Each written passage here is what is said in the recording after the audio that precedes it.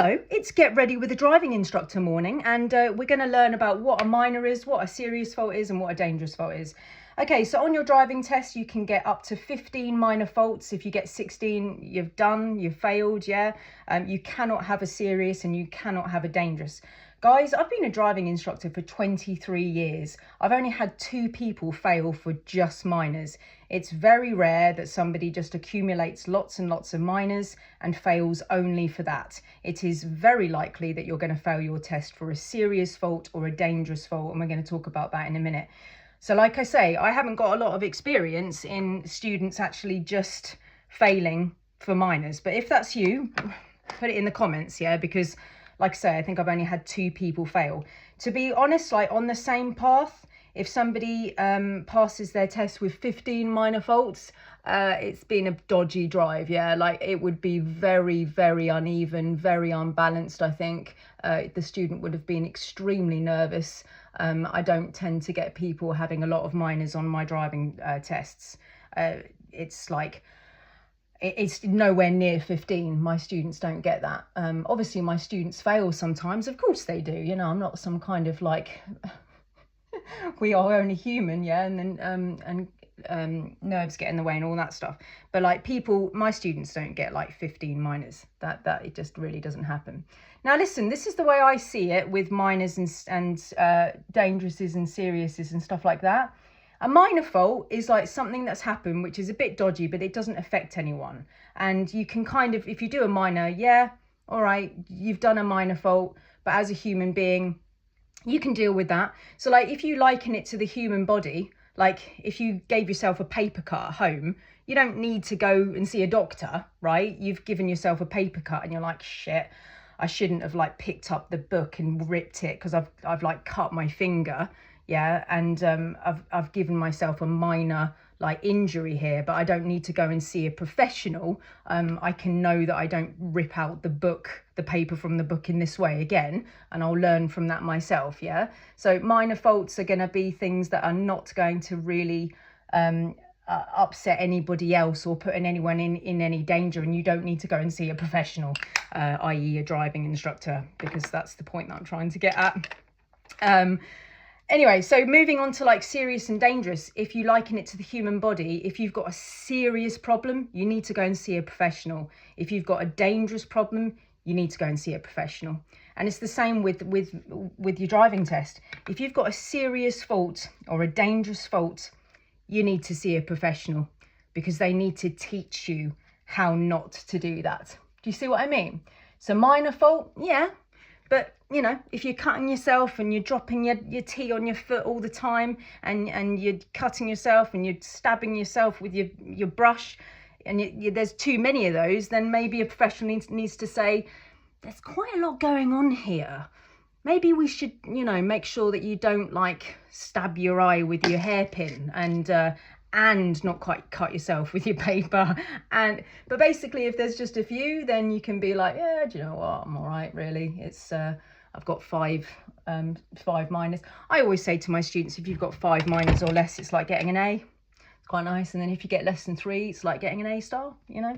So that's how I liken it anyway. Serious and dangerous. So serious is basically you're doing something and there wasn't anyone around, but if there was, you would have had an accident, yeah? So like crossing a line at a roundabout when you shouldn't, and you haven't done any mirrors, you haven't checked anything at all, and you go over the line and there was no one there.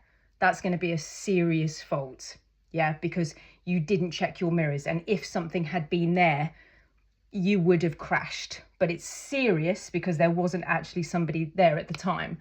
Dangerous fault, if you think about the same thing that I've just spoken about, dangerous fault would be that you move over the line without checking your mirrors, without checking at all, which happened to us yesterday. It made me furious, yeah? Somebody did it to us. And just moved over the line like that, and there was someone there. That's a dangerous fault, yeah? Because somebody was there. So that's kind of like the difference between like serious and dangerous. Both of them are absolutely terrible because you would have had an accident in both situations. It just is that there was a car there or there wasn't a car there. So yesterday somebody did that to us. We were on a big spiral roundabout. We were in the non-overtaking lane. That's what I call it. If there's two lanes that do the same thing, I call the one on the left the non-overtaking lane and the one on the right the overtaking lane. It's just what I call it, just so my students know that they need to be on the left if they're not overtaking, and the car on the right needs to overtake. So the car on the right had chosen the overtaking lane to go to Cheltenham. We were in the non-overtaking lane to go to Cheltenham. And then the person on the right came up to a traffic jam because it was rush hour, and he just didn't like it anymore. So he was like, there's a traffic jam in my spiral roundabout. I'm just going to go to the left. I'm just going to go to the left. And it all happened so quickly. In a normal circumstance, if I was driving, I would have put my horn on. I am here. Stop. You're going to hit me. That's how I would have done it. But because I was with my student and my horn is difficult to get to, and it all happened in a split second, the only thing that I could do is grab the wheel, check to the left and pull us to the left. I don't recommend that you swerve like that, because if we had hit anyone on the left, there wasn't anyone there. If we had hit anyone on the left, we would have been at fault, obviously, because we've now left our safe lane. And the person on the right who created all that mess in the first place drives off into the sunset and goes, oh, look at that learner. They've had an accident. Learners, damn learners. Yeah. You're just like, it got my goat. Yeah. So that got my goat. And another thing that happened this week as well was that me and my student were going to overtake a bus. Yeah. And we were coming up, and that we were looking. And I said to my student, what are you going to do if the bus signals to the right? And she said, I'm going to try and give way to it if I'm approaching it and it signals to the right. I was like, good, yeah, that's great. Coming up, could see all the people getting off the bus. And then we got to that point of like, what are we going to do now? Because it's not signalling to the right. And she was like, yeah, I'm going to overtake it because it's not signalling to the right. We went alongside it like this. The bus signals to the right, starts to move off. Now we're literally now overtaking the bus. Yeah. And I said to my student, okay, and she was freaking out now. I said, we need to accelerate. Yeah. The bus accelerated and accelerated and accelerated. Honestly, guys, possible personality trait of this guy.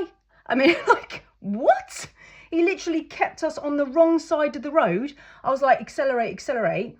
Yeah. And the bus was now accelerating harder and harder. He deliberately kept us on the wrong side of the road. I went home later and I was like, were we just in his blind spot? I mean, that was incredibly dangerous. Like, were we just in his blind spot? But I don't think we were. I think he literally did that on purpose and kept us on the wrong side of the road. Somebody oncoming was good enough to understand that the situation was incredibly dangerous and they held back.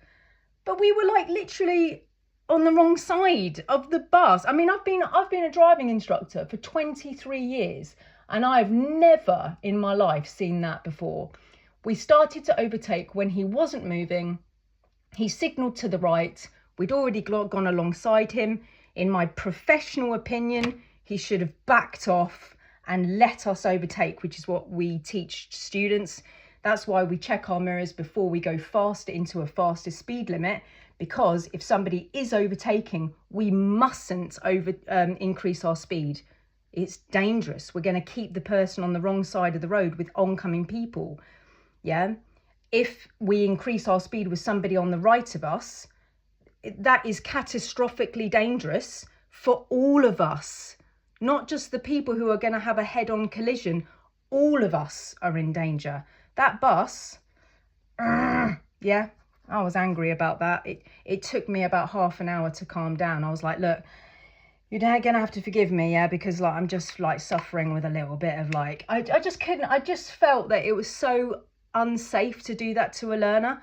I don't have an accelerator pedal on my side, so I couldn't help her. We were too far gone to be able to like brake and then go back into the left. There was a road coming up on the right hand side. The bus, in my opinion, it was dangerously driving. I mean, you calm up to the bus. If it's not signalling to the right, we can't stay behind it forever.